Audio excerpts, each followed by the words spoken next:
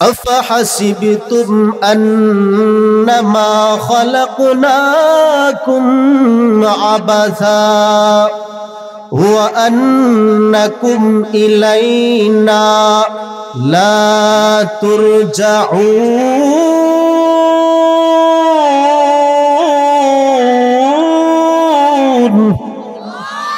আল্লাহ রাব্বুল আলামিন বলেন, পৃথিবীর মধ্যে এমন কিছু বান্দা আছে যারা মনে করে আমি আল্লাহ তাদেরকে অনর্থক বানাইছি। বান্দারে, না না, আমি আল্লাহ তোদেরকে অনর্থক বানাই নাই। এই আয়াতের ব্যাখ্যায় আল্লাহ রাব্বুল আলামিন তাফসিরুল কুরআন বিল কুরআন অন্য আরেকটা আয়াত এনে আল্লাহ বলেন, ওয়ামা খালাকুতুল জিন্না ওয়াল ইনসা ইল্লা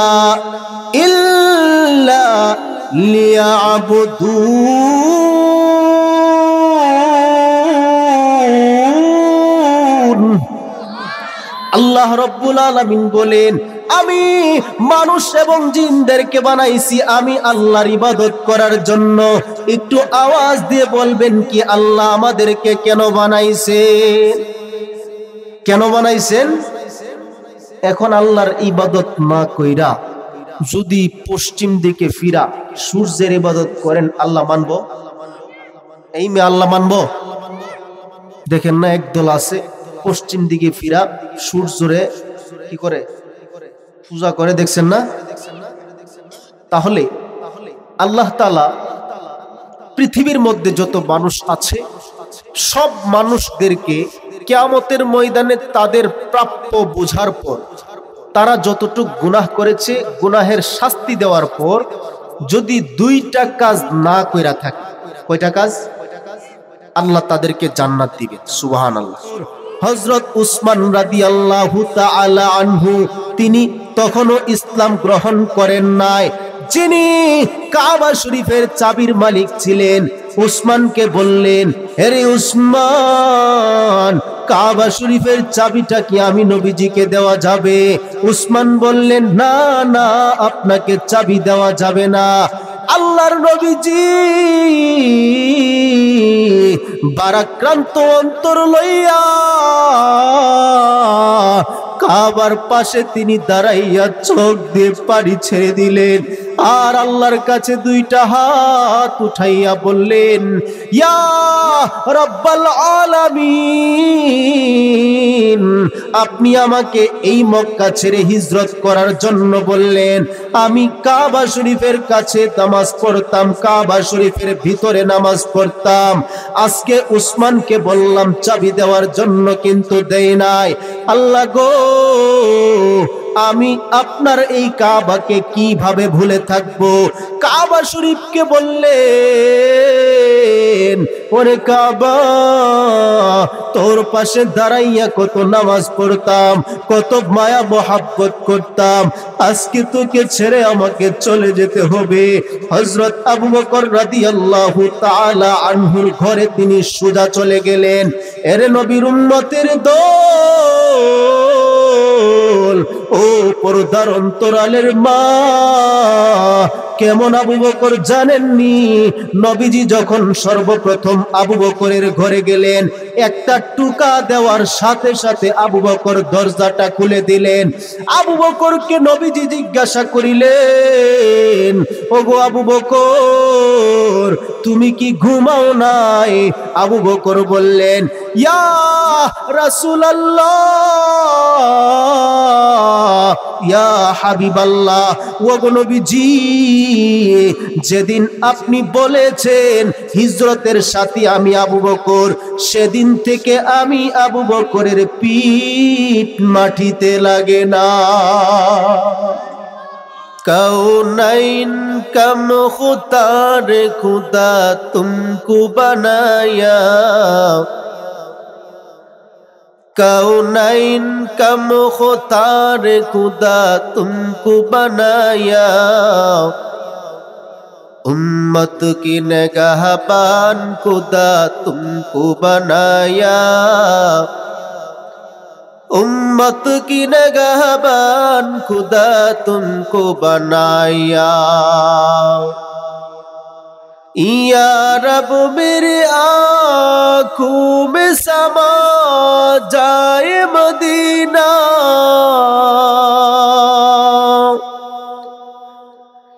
या रब मेरे आँखों में समा जाए मदीना, मुद्दत से मेरा दिल में तमन्नाए मदीना, मुद्दत से मेरा दिल में तमन्नाए मदीना। तलवार बांका ठोके निकाल मैदान आशीर,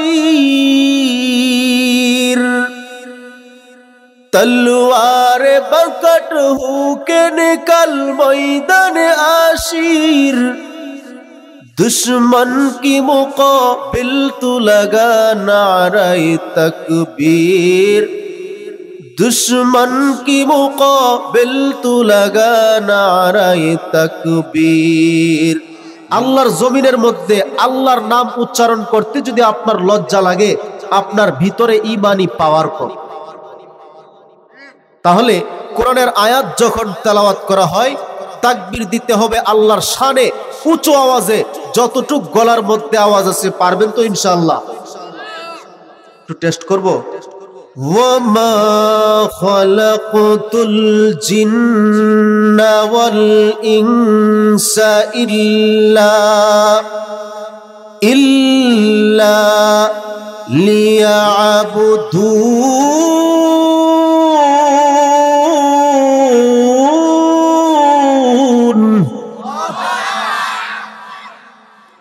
একবার রাসূলুল্লাহ সাল্লাল্লাহু আলাইহি ওয়াসাল্লাম একটা আওয়াজ শুনলেন এবং সাহাবায়ে কেরাম একটা আওয়াজ শুনলেন।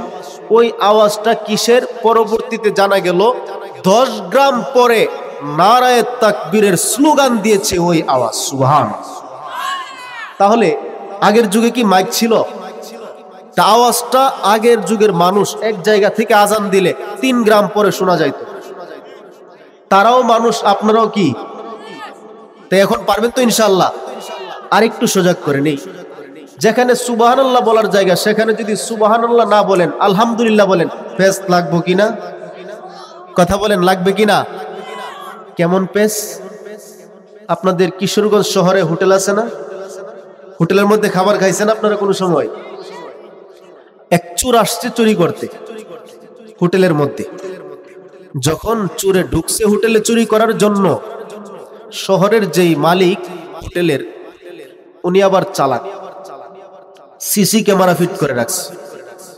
ফিট করে বাড়ি থেকে মনিটরের মধ্যে দেখতেছে চোর যে চুরি করতেছে। বাড়ি থেকে দেখে মোটরসাইকেল দিয়ে টান দিয়ে এসে চোরকে ধরে ফেলছে। ধরার পর চোরকে কি আদর করবে না মার দিবে?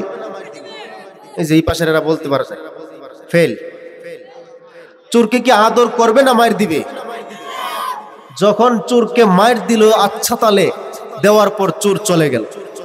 1 সপ্তাহ পর ওই চোরই আবার একই হোটেলে আসছে চুরি করতে। কি করতে আসছে?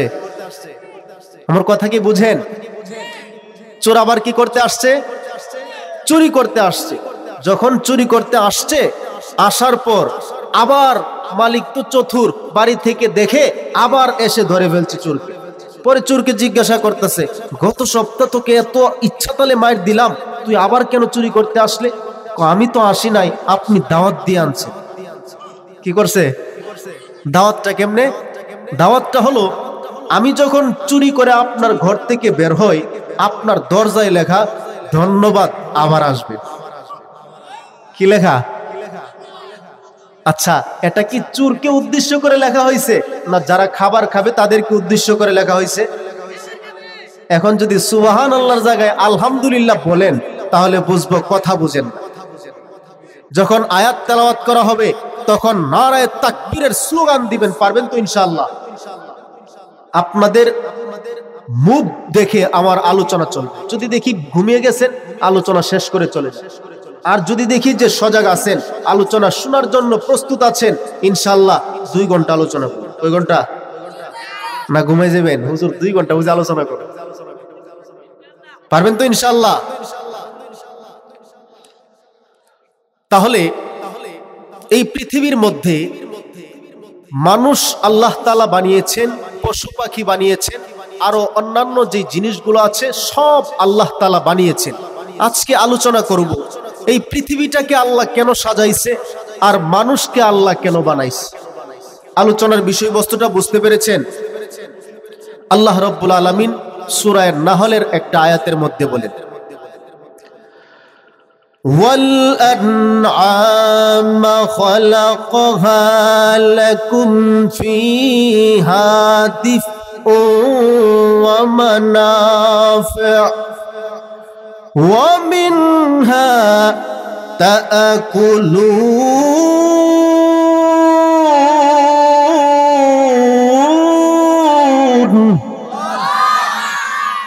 আল্লাহ রাব্বুল আলামিন সূরা নাহলের এই আয়াতের মধ্যে বলেন, হে পৃথিবীর মানুষ, গভীর মনোযোগ দিয়ে শুনে নাও। পৃথিবীর মধ্যে একটা জন্তু আছে, যেই জন্তুটার নাম হলো চতুষ্পদ জন্তু। চতুষ্পদ জন্তু হলো সাহিত্যিক ভাষা, এর সাধারণ বাংলা ভাষা হলো চার পাওয়ালা জানোয়ার। কই পাওয়ালা জানোয়ার? চার পাওয়ালা জানোয়ার।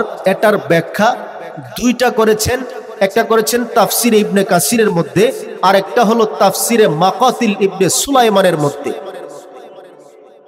এক নাম্বার হলো আল আনআম আই আল বাকার ওয়াল গনাম।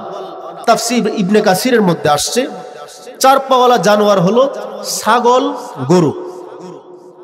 তাফসিরে মাকাতিল ইবনে সুলাইমানের মধ্যে আসছে I Al Baqer wall গনাম wall evil. তাফসিরে মাকাতিল ইবনে সুলাইমানের মধ্যে আসছে চার পাওয়ালা জানোয়ার বলতে এক নাম্বার হলো ছাগল, দুই নাম্বার গরু, তিন নাম্বার উট। এই জাতীয় যেগুলো আছে, যেগুলোকে আল্লাহ তাআলা হালাল করেছে। সুবহানাল্লাহ বলেন। দেখবেন বাড়ির মধ্যে যখন বিশেষ মেহমান আসে, তার জন্য আমরা গরুর গোশতের ব্যবহার করি কিনা? একটা সময় ছিল এই এলাকাগুলোর মধ্যে গাড়ি চলতো না, তখন মানুষ গরুর গাড়ি চালাইত। কোন গাড়ি? গরুর গাড়ি। এবং মানুষ এক জায়গা থেকে অন্য জায়গায় বেশি জিনিস নেওয়ার জন্য মহিষ ব্যবহার করত। কি ব্যবহার করত? তাহলে আল্লাহ এগুলো কেন বানাইছেন? আল্লাহ নিজে বলতেছেন, وَالْأَنْعَامَ خَلَقَهَا لَكُمْ فِيهَا دِفْءٌ وَمَنَافِعُ وَمِنْهَا تَأْكُلُونَ।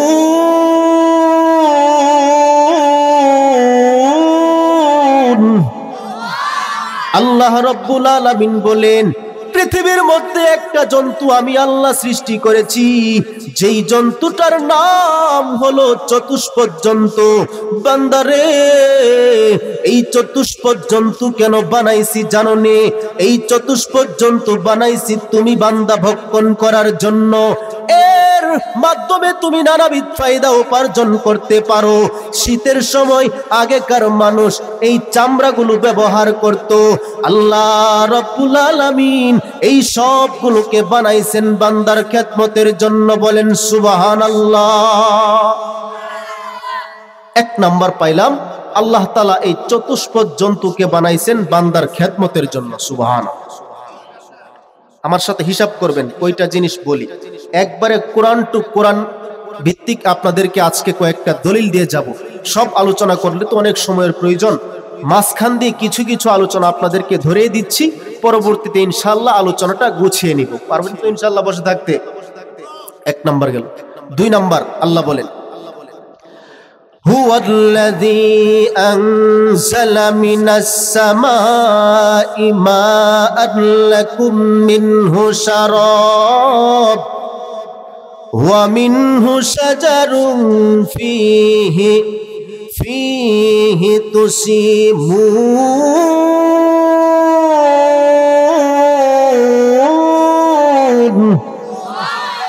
আল্লাহ রাব্বুল আলামিন বলেন, আমি আল্লাহ রাব্বুল আলামিন আসমান থেকে বৃষ্টি নাজিল করি বান্দা তোমার খেদমতের জন্য।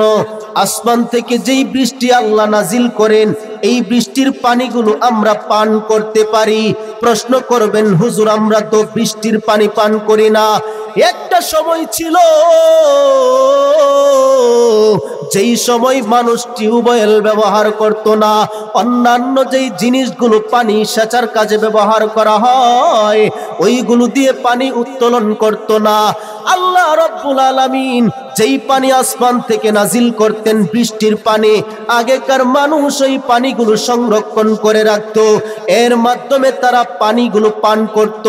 শুধু তাই নয়, আল্লাহ রাব্বুল আলামিন এই পানির মাধ্যমে জমিনের মধ্যে যেইগুলো আমরা চাষাবাদ করি, যেই জমিনের মধ্যে যেই ফসলগুলো উৎপন্ন হয়, আল্লাহ বলেন আসমান থেকে যদি পানি নাজিল না করতাম, বৃষ্টি নাজিল না করতাম, তাহলে ওই ফসলগুলো হতো না।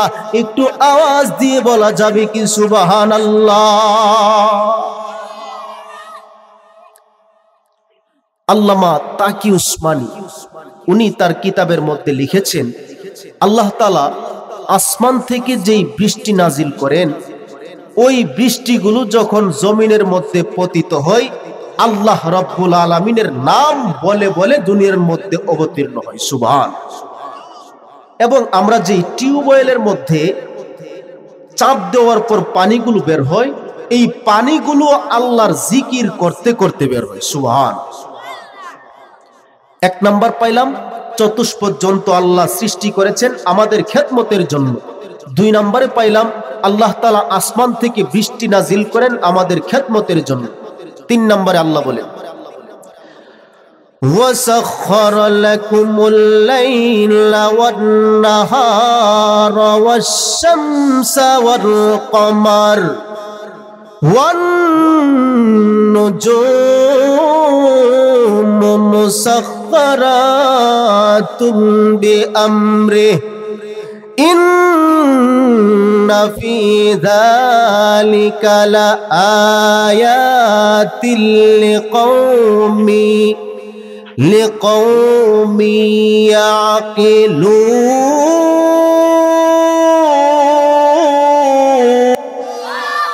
আল্লাহ রাব্বুল আলামিন বলেন, আমি আল্লাহ রাব্বুল আলামিন আমি তোমাদের জন্য দিন এবং রাত্রকে অনুগামী করে দিয়েছি। আল্লাহ সূরা নাবার মধ্যে বলেন, আল্লাহ বলেন ওয়াজআলনাল লাইলা লিবাসা, রাত্রকে বান্দা তোমার অনুগামী করে দিয়েছি। দিন সম্পর্কে আল্লাহ রাব্বুল আলামিন বলেন ওয়াজআলনান নাহারা মাআশা, রাত্রকে আমি বান্দা তোমার অনুগামী করে দিয়েছি, দিনকে আমি আল্লাহ তোমার অনুগামী করে দিয়েছি। শুধু তাই নয়, ওয়াসাখখারা লাকুমুল লাইলা ওয়ান নাহারা ওয়াশ শামসা ওয়াল কমার, চন্দ্রকে তোমার অনুগামী করে দিয়েছি, সূর্যকে তোমার অনুগামী করে দিয়েছি। আল্লাহ রাব্বুল আলামিন দিবস যদি না দিতেন, পুরো পৃথিবী শুধু অন্ধকার হয়ে থাকতো। অন্ধকারের মধ্যে মানুষ কাজ করতে পারতো না, দিবসের মধ্যে মানুষ ঘুমাইতে পারতো না। আল্লাহ রাব্বুল আলামিন এই সবগুলো বান্দার জন্য বানাইছে, বান্দার খেদমতের জন্য বানাইছে। আল্লাহ বলেন ওয়াসাখখারা লাকুমুল লাইলা ওয়ান নাহারা ওয়াশ শামসা ওয়াল কমার ওয়ান নুজুমু মুসাখখারাতুন বিআমরি। আল্লাহ বলেন আসমানের মধ্যে যে তারকাগুলো দেখো, এই তারকাগুলো বান্দা তোমার খেদমতের জন্য বানাইছি। আল্লাহ বলেন ওয়ান নুজুমু মুসাখখারাতুন বিআমরি ইন্না ফি যালিকা লাআয়াতিন লিকাউমিন ইয়াকিলুন। আল্লাহ বলেন এই সবগুলো জ্ঞানীদের জন্য নিদর্শন রয়েছে। একটু আওয়াজ দিয়ে বলা যাবে কি সুবহানাল্লাহ? এক নম্বরে পাইলাম চতুষ্পদ জন্তু আল্লাহ বানাইছেন বান্দার খেদমতের জন্য। দুই নম্বরে পাইলাম আসমান থেকে বৃষ্টি নাজিল করেন বান্দার খেদমতের জন্য। তিন নম্বরে পাইলাম আল্লাহ দিবসকে অনুগামী করেছে বান্দার খেদমতের জন্য। চার নম্বরে পাইলাম রাত্রকে আল্লাহ অনুগামী করেছে বান্দার খেদমতের জন্য। পাঁচ নম্বরে পাইলাম চন্দ্র বানাইছে আল্লাহ বান্দার খেদমতের জন্য। ছয় নম্বরে পাইলাম সূর্য আল্লাহ বানাইছেন বান্দার খেদমতের জন্য। সাত নম্বরে পাইলাম তারকাগুলো আল্লাহ বানাইছেন বান্দার খেদমতের জন্য। পৃথিবীর মধ্যে যা কিছু আছে বান্দারে আল্লাহ বলেন এই সবগুলো আমি আল্লাহ বানাইছি বান্দা তোমার খেদমতের জন্য। এই সবগুলো আল্লাহ বানাইছেন বান্দার খেদমতের জন্য। বান্দা কারা? আমরা। বান্দা কারা? একটু আওয়াজ দিয়ে বলুন, বান্দা কারা? আল্লাহর বান্দা হলেন আপনারা, আমরা। আল্লাহ তাআলা বলেন, বান্দা এত যা কিছু সাজাইলাম সব সাজাইলাম তোর জন্য। মনে কি প্রশ্ন আসে না, আমি আল্লাহ তোকে কেন বানাইলাম? প্রশ্ন কি আসে আপনাদের মনে? কার কার মনে আসে? একটু হাতটা উঠাবেন। মনের মধ্যে আসে তো প্রশ্নটা, যে আল্লাহ সব কিছু বানাইছেন বান্দার খেদমতের জন্য। আমি আপনি যে আল্লাহর বান্দা, আমাদেরকে আল্লাহ কেন বানাইছেন? একটু কোরআন থেকে বলবো আপনাদেরকে, মনোযোগ দিয়ে শুনবেন তো ইনশাআল্লাহ। আল্লাহ এক আয়াতে বলে, আফাহাসিবতুম আন্নামা খালাকনাকুম আবাসা ওয়া আন্নাকুম ইলাইনা লা তুরজাউন।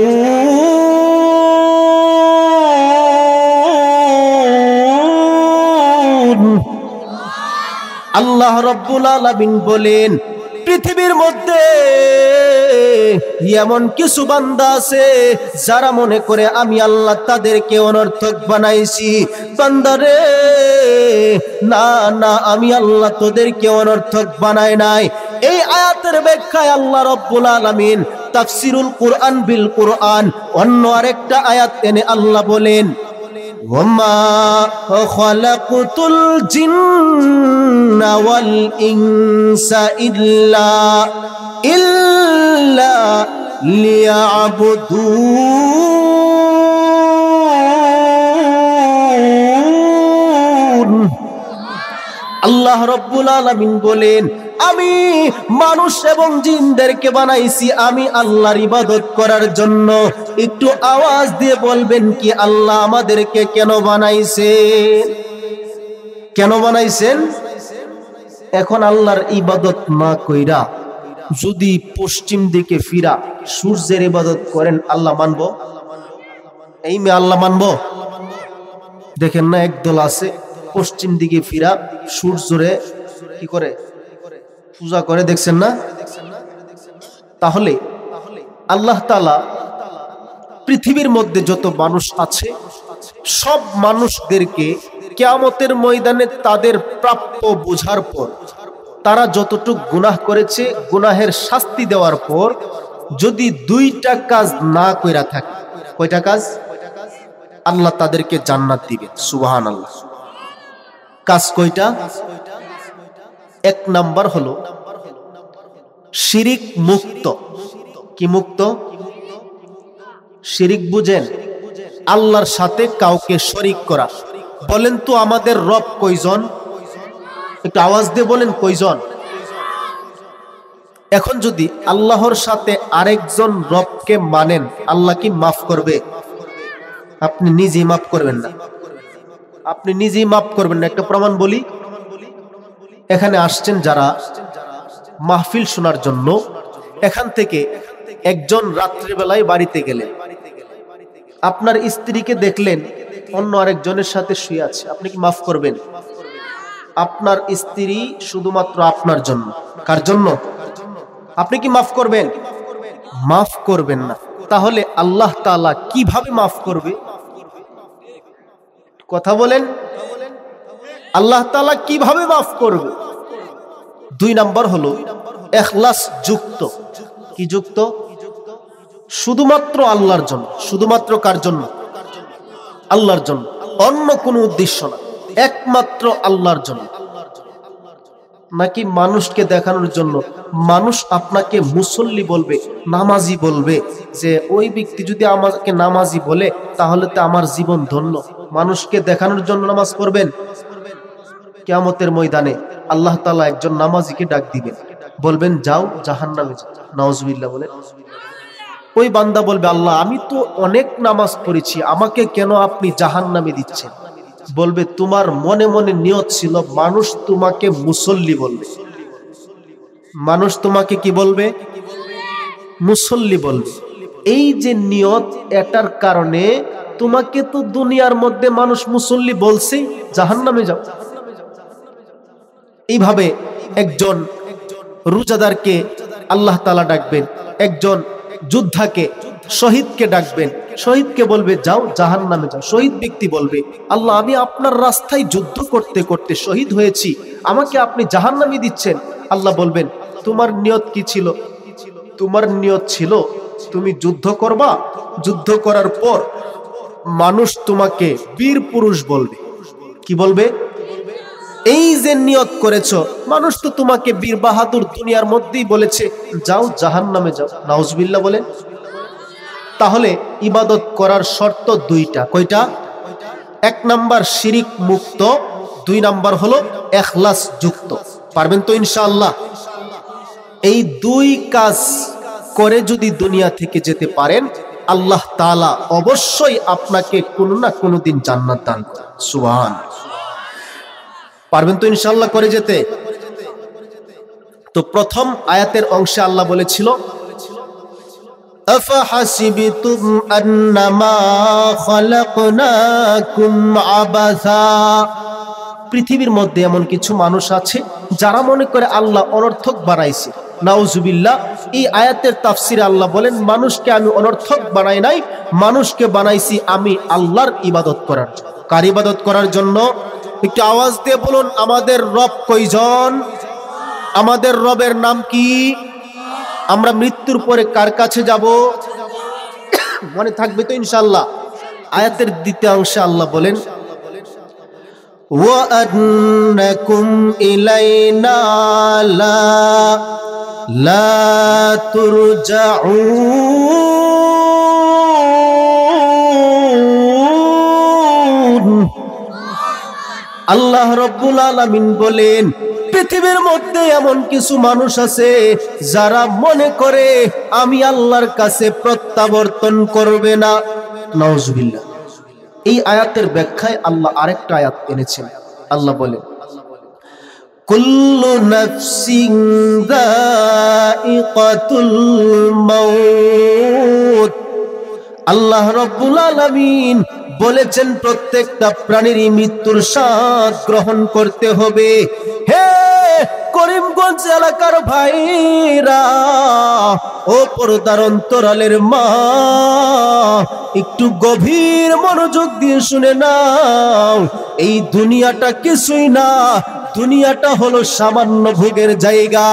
আল্লাহ রাব্বুল আলামিন সূরা মুলুকের 2 নম্বর আয়াতের মধ্যে বলেন, الذي خلق الموت والحياة ليبلوكم أيكم أحسن عملا। আল্লাহ রাব্বুল আলামিন বলেন, আমি আল্লাহ রাব্বুল আলামিন হায়াত এবং মৃত্যু নামক যেই জিনিস আছে, তার মধ্যখানে যেই সময়টা আছে, এই সময়টাকে দিয়েছি কে তোমাদের মধ্যে সবচাইতে বেশি ভালো আমল করতে পারে। ও পর্দার অন্তরালের মা, একটু গভীর মনোযোগ দিয়ে শুনে নিন। এই মাদ্রাসাগুলোর মধ্যে যারা তাদের সন্তানদেরকে দিবে, মাদ্রাসা আল্লাহর রাসূলের বাগান। একটা সন্তানকে যদি মাদ্রাসায় পড়ান, মাদ্রাসায় পড়ানোর কারণে আল্লাহ রাব্বুল আলামিন হতে পারে এটাকে উসিলা করেও আপনার জীবনের সব গুনাহ মাফ করে দিবে। এই পৃথিবীর মধ্যে আল্লাহ তাআলা মানুষদেরকে অনর্থক বানায় নাই। কার ইবাদত করার জন্য বানিয়েছেন? আল্লাহর ইবাদত করার জন্য। দুনিয়ার মধ্যে আল্লাহ রাব্বুল আলামিনের পক্ষ থেকে একজন ব্যক্তি সালাম পেয়েছিলেন নবীগণ ছাড়া, তার নামটা কি কেউ জানেন? হযরত আবু বকর রাদিয়াল্লাহু তাআলা আনহু।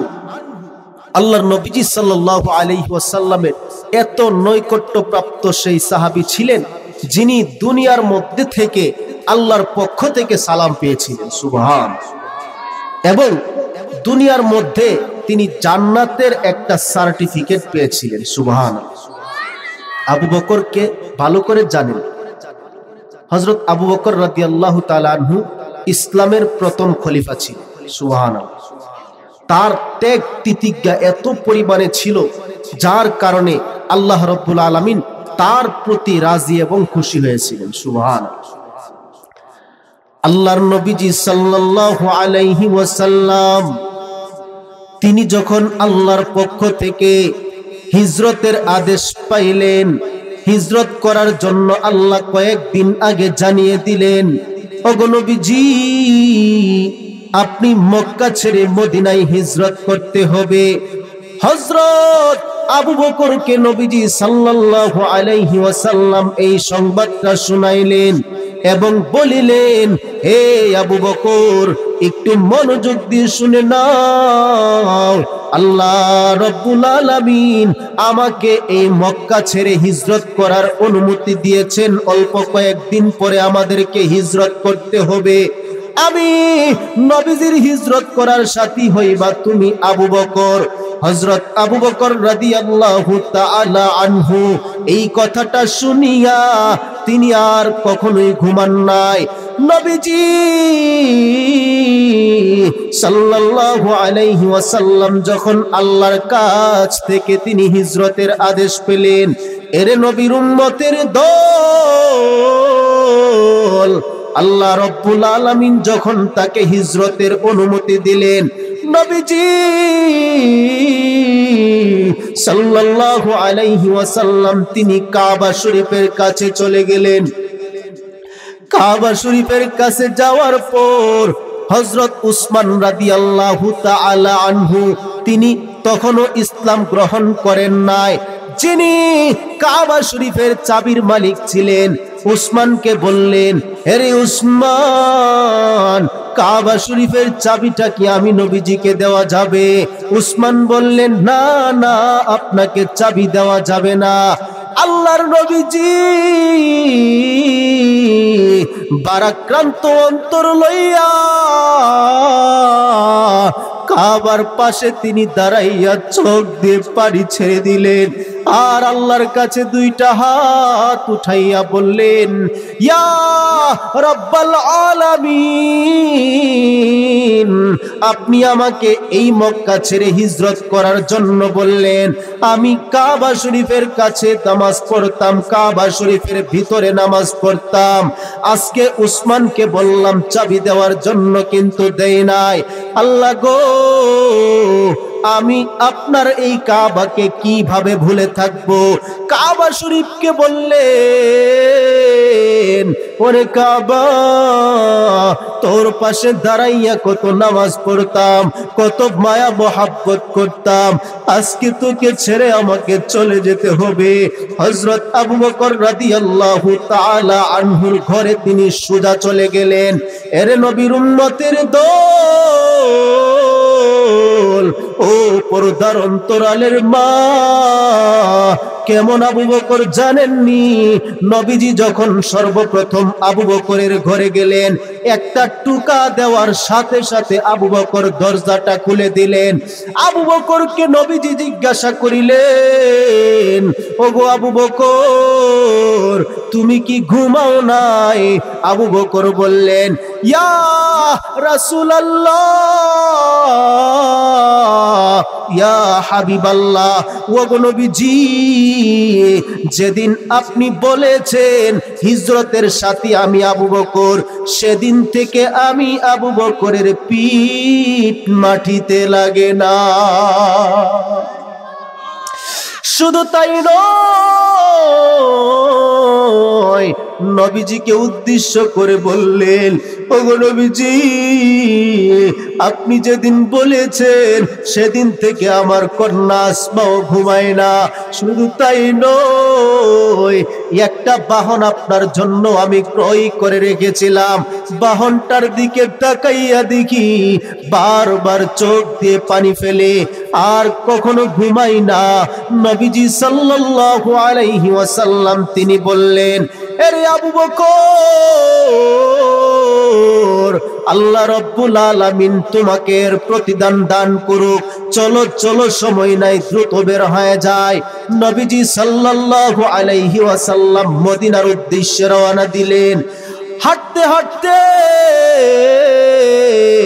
মরুভূমি দিয়ে যখন যাচ্ছিলেন, পাথর ছিল রাস্তার মধ্যে, বালু ছিল রাস্তার মধ্যে। হাঁটতে হাঁটতে নবীজি সাল্লাল্লাহু আলাইহি ওয়াসাল্লাম তার পায়ের মধ্যে ব্যথা পেয়ে যায়। এর নবীর উম্মতের দল। নবীজি সাল্লাল্লাহু আলাইহি ওয়াসাল্লামকে উদ্দেশ্য করে আবু বকর বললেন, ওগো নবীজি, আপনি আমার কাঁধের মধ্যে উঠুন, আমি আপনাকে নিয়ে চলবো। নবীজি সাল্লাল্লাহু আলাইহি ওয়াসাল্লাম আবু বকরের কাঁধের মধ্যে উঠলেন। আবু বকর তাকে নিয়ে চলতে লাগলেন। যেতে যেতে ক্লান্ত হয়ে গেলেন। এক পর্যায়ে একটা গুহা ছিল, গারে সোর, ওই গুহার মধ্যে গিয়ে অবস্থান করলেন। এর নবীর উম্মতের দল। এই দিক দিয়ে কাফেররাও তাদের পিছু ধাওয়া করেছে। আল্লাহর নবীজি সাল্লাল্লাহু আলাইহি ওয়াসাল্লাম গুহার মধ্যে প্রবেশ করে আবু বকরের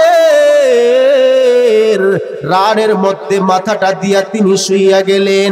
হযরত আবু বকর তাকাইয়া দেখিলেন আশেপাশে অনেকগুলো গর্ত দেখা যায়।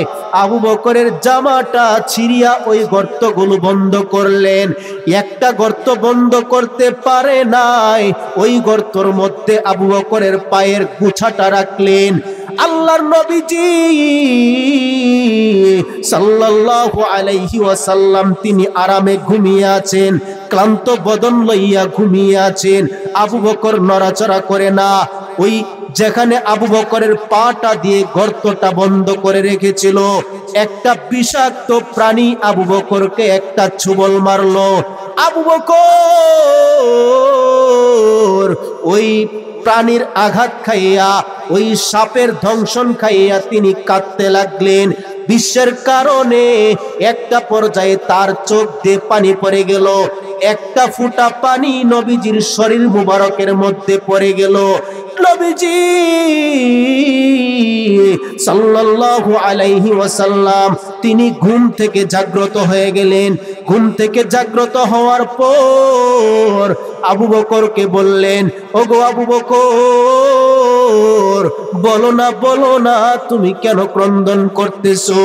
আবু বকর রাদিয়াল্লাহু তাআলা আনহু বললেন, ইয়া রাসূলুল্লাহ, ইয়া হাবিবাল্লাহ, ওগো নবীজি, আমি যখন আপনি আমার রানের মধ্যে মাথা দিয়া ঘুমাইয়া গেলেন, দেখলাম আশেপাশে অনেকগুলো গর্ত। চিন্তা করলাম এক একটা গর্তের মধ্যে যদি কোনো সাপ বিচ্ছু থাকে সেইগুলো আপনাকে ধ্বংসন করবে। আমি আমার জামাটা ছিঁড়িয়া সবগুলো গর্ত বন্ধ করলাম, একটা গর্ত বন্ধ করতে পারি নাই। ওইটার মধ্যে আমার পাটা দিয়ে রেখেছিলাম। আমাকে কি যেন আঘাত করেছে। নবীজি সাল্লাল্লাহু আলাইহি ওয়াসাল্লাম আবু বকরের পাটা টান দিয়ে দেখলেন একটা বিষাক্ত সাপ আবু বকরকে ধ্বংস করেছে। নবীজির জবান থেকে হালকা থুথু বের করে আবু বকরের পায়ের মধ্যে লাগিয়ে দিলেন। আল্লাহ রব্বুল আলামিন তৎক্ষণাৎ আবু বকরের সমস্ত বিষ নিমিষে শেষ করে দিয়েছে। হযরত আবু বকর রাদিয়াল্লাহু তাআলা আনহু এখানে তিনি আল্লাহ রব্বুল আলামিনের কাছে অনেক প্রিয় হয়েছেন। আর একটা সময় ছিল নবীজি সাল্লাল্লাহু আলাইহি ওয়াসাল্লাম তাবুক যুদ্ধের জন্য তিনি মাল সংগ্রহ করতে লাগলেন। সমস্ত সাহাবায়ে কেরাম এক একজন মাল জমা করতে লাগলেন। একটা পর্যায়ে নবীজির কাছে অনেকগুলো মাল চলে আসলো। নবীজি সাল্লাল্লাহু আলাইহি ওয়াসাল্লাম হযরত উসমান রাদিয়াল্লাহু তাআলা আনহুকে বললেন, হে উসমান, বলো বলো না তুমি কি মাল নিয়ে এসেছো? উসমান বললেন, আমি 1000 বাহন নিয়ে এসেছি। হযরত আলীকে বললেন, আলীও তার সম্পত্তির বর্ণনা করলেন। উমর রাদিয়াল্লাহু তাআলা আনহু তিনি মনে মনে চিন্তা করলেন, আমি আজকে যেই মাল জমা করেছি মনে হয় আবু বকরকে হারিয়ে দেব। হযরত উসমান রাদিয়াল্লাহু তাআলা আনহুকে নবীজি জিজ্ঞাসা করলেন, ও উসমান, তুমি কি নিয়ে এসেছো? উসমান বললেন, 1000 বাহন নিয়ে এসেছি। উমরকে জিজ্ঞাসা করলেন, ও উমর, বলো বলো তুমি কি নিয়ে এসেছো? হযরত উমর রাদিয়াল্লাহু তাআলা আনহু বলেন, ওগো নবীজি, আমার সম্পদের অর্ধেক সম্পদ নিয়ে চলে এসেছে। হযরত আবু বকর রাদিয়াল্লাহু তাআলা আনহুর মাথাটা নিচের দিকে দেওয়া। আবু বকরকে নবীজি জিজ্ঞাসা করে নাই, আবু বকর কি নিয়ে এসেছো? আবু বকরকে নবীজি বললেন, ও আবু বকর, বলো তোমার ঘরে কি রেখে এসেছো? সুবহানাল্লাহ। আবু বকর রাদিয়াল্লাহু তাআলা আনহু বলেন, ওগো নবীজি, আমার কে রেখে আওয়াজ দিয়ে বলা যাবে কি সুবহানাল্লাহ? ছিল সব নিয়ে আসছে একটা গাঠুরি বেঁধে। আল্লাহর নবীজি সাল্লাল্লাহু আলাইহি ওয়াসাল্লাম আবু বকরকে বললেন যে, আবু বকর, তুমি যেই কাজটা করেছো এটাতে আমি খুশি হয়েছি। আল্লাহ রাব্বুল আলামিন আবু বকরের জন্য নবীজির কাছে জিব্রাইলকে পাঠাইয়া দিলেন, আর জিব্রাইলকে বললেন, জিব্রাইল যাও নবীজিকে বলে দাও আমি আল্লাহ আবু বকরকে সালাম দিয়েছি। সুবহান। আল্লাহ রাব্বুল আলামিন হযরত আবু বকরকে এত সুসংবাদ দিয়েছেন। আবু বকর রাদিয়াল্লাহু তাআলা আনহুকে আল্লাহ রাব্বুল আলামিন দুনিয়ার মধ্যেই সালাম প্রেরণ করেছেন। একটু আওয়াজ দিয়ে বলেন সুবহানাল্লাহ। যেই নবীজি সাল্লাল্লাহু আলাইহি ওয়াসাল্লাম তার জন্য এত কষ্ট করেছেন আবু বকর, নবীজির শানে ওই মক্কায় মদিনায় কি আপনাদের যেতে মনে চায় না? চায় কি না? তাহলে নবীজি সাল্লাল্লাহু আলাইহি ওয়াসাল্লামের শানে একটা নাত রাসূল পাঠ করি, আপনারা সবাই শুনবেন, ঠিক আছে? মনে বড় আশা ছিল যাব মদিনা, মনে বড় আশা ছিল যাব মদিনা, সালাম আমি করব গিয়ে, সালাম আমি করব গিয়ে নবীজির রওজায়, মনে বড় আশা ছিল যাব মদিনায়, মনে বড় আশা ছিল যাব মদিনায়। মদিনা যেতে চান সবাই? তো আল্লাহু আকবার বলেন। আরব সাগর পাহাড়ি দেহব নেই কই আমার তোরি,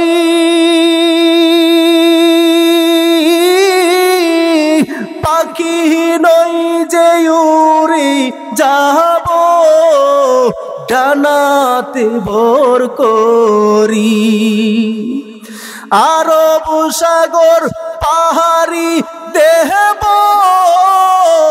নেই কই আমার তোরি,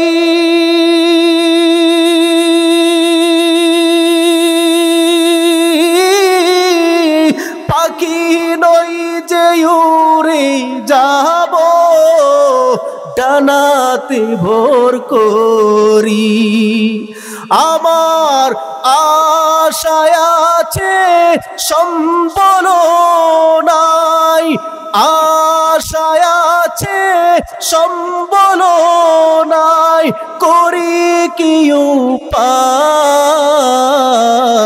মনে বড় আশা ছিল যাব মদিনায়, মনে বড় আশা ছিল যাব মদিনায়। আল্লাহু আকবার।